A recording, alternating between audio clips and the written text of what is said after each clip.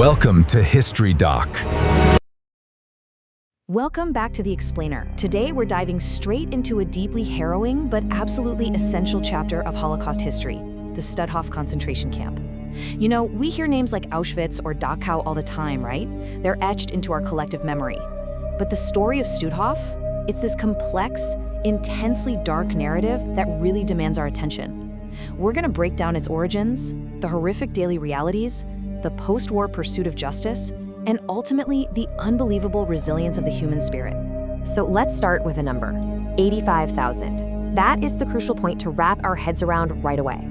Out of the roughly 110,000 people deported to this camp, a mix of non-Jewish Poles, Polish Jews, and Jews from the occupied Baltic states, a staggering 85,000 never returned. It's hard to fathom. This was a facility where death was institutionalized on a massive scale. And to understand how it reached that terrifying number, we really need to look at how it all began. Section 1. Origins of Stutthof, the first camp outside 1937 German borders. Let's take a macro-historical look at how this grim facility came to be. It was built in a secluded, wet, and heavily wooded area just east of Danzig, Poland. Completed in September of 1939, it actually didn't start as a death camp. It originally operated as a civilian internment camp run by the local Danzig police. But then, by November 1941, it shifted. It became a labor education camp administered by the security police. And finally, in January 1942, it was formalized as a regular concentration camp. By 1943, the expansion was drastic. We're talking electrified barbed wire fences, 30 new barracks, a crematorium, and eventually a gas chamber. Section 2. Life and death inside. The descent into hell. Now let's move inside the camp and confront the horrific realities faced behind the barbed wire.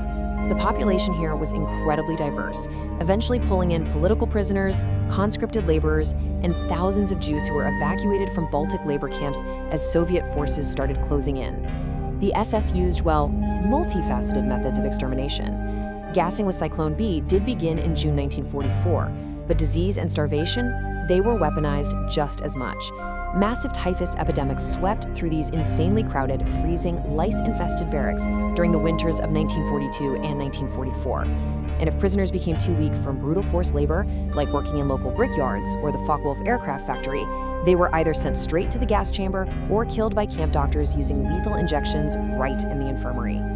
And here we have to touch on the deeply disturbing accounts surrounding the Anatomical Institute in nearby Danzig, run by a Dr. Rudolf Spanner. When the camp was liberated, investigators actually found a soap-like substance in human remains. Naturally, rumors spread like wildfire about mass human soap production, labeled RJS.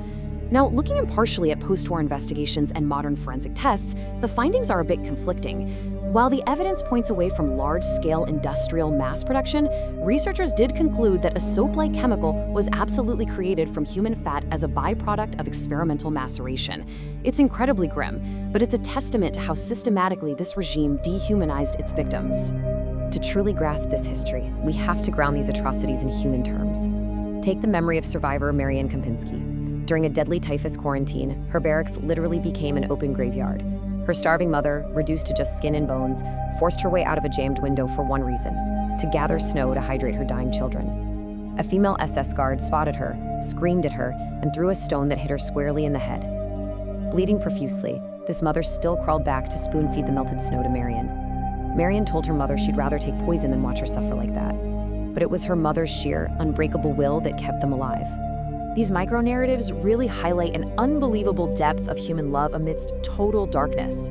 Listen to the heartbreaking story of Leah Lipsick. Her youngest daughter, Penina, fell gravely ill in Stutthof and was selected by the SS for execution. The little girl was terrified, so maternal instinct takes over, and Leah voluntarily chooses to join her daughter.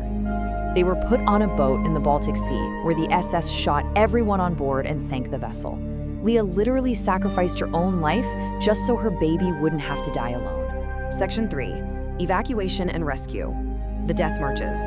By January 1945, the tide of the war was turning. Soviet forces were closing in, the SS panicked, and they triggered a brutal evacuation. They forced nearly 50,000 starving prisoners out into the freezing Polish winter.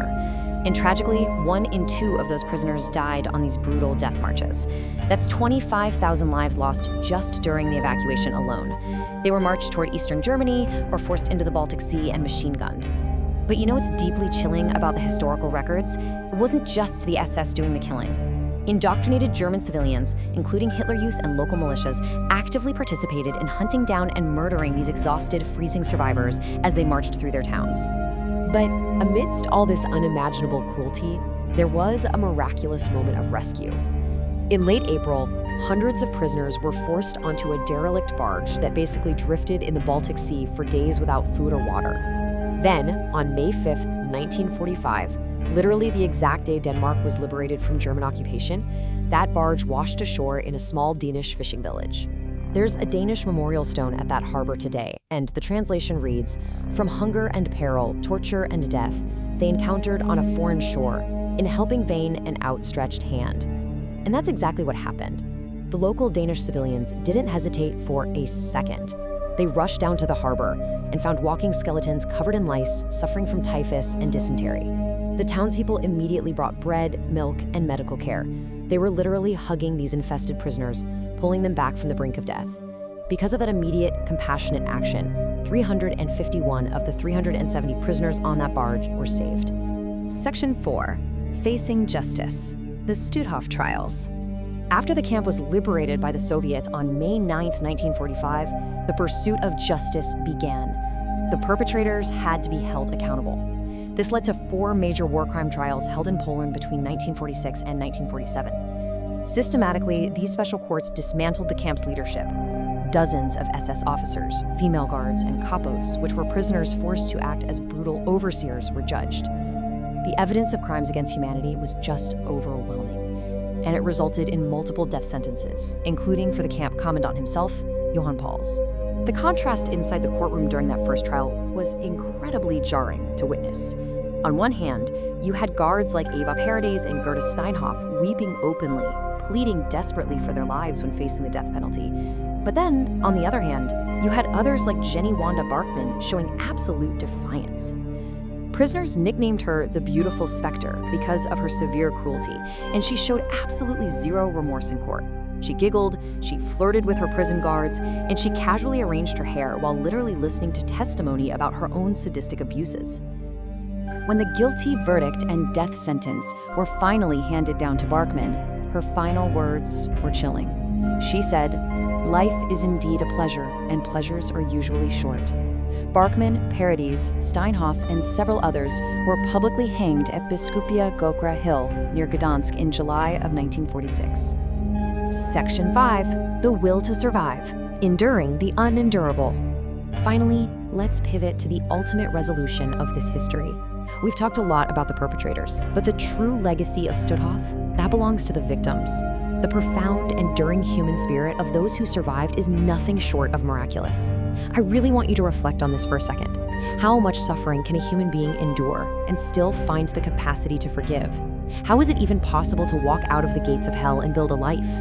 Let's take a look at the lives some of these survivors forged after the war. Take Peter Loth. He was actually born inside Stutthof in 1943. He survived the camp as an infant, only to be separated from his mother and placed in a post-war Polish orphanage.